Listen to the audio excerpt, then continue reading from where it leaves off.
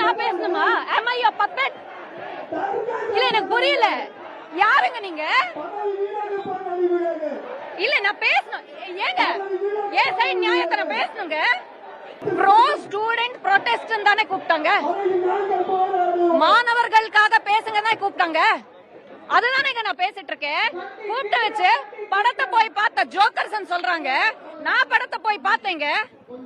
நான் ஒரு நாள் ஒரு படத்தை பார்த்தா நான் வந்து ஜோக்கரா? வெற்றிமாறன் சார் உட்கார்ந்து இருக்காருல்ல, அவர் எத்தனை படங்கள் எடுத்திருக்காரு? அப்போ அவரையும் சேர்த்த ஜோக்கர் தான் கூப்பிடுறீங்களா?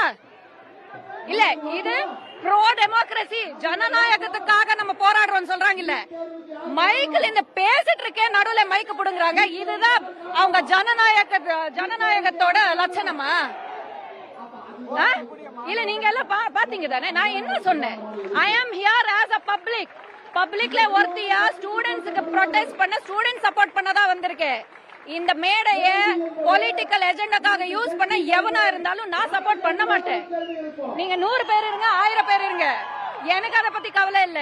துரத்திட்டாங்க, என்ன மைக்கு புடுங்கி துரத்தி இருக்காங்க. இதுலயே புரியுது இவங்க டெமோக்ரஸியோட லட்சணத்தை.